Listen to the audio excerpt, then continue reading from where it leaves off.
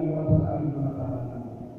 O Lord, kami po ay humingan po ng pagkakuhan sa mga pagkakasala ng gawa namin sa inyo at sa aming mga kapatid and neighbors.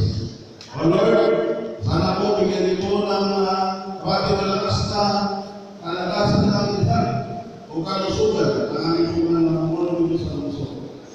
At pinipagin po namin ang mga organize itong permanent ito sa pamumuno po ng aming sports director sa CP Solis, si Ma'am Cecil Ako, si ex-Dr. Fred Cortez, at pinapakalaban din po namin ang aming mga PCF, Religious Federation Arbiter, to give the West the wisdom upang po sa mga decisions na gagawin nila sa araw ng ito.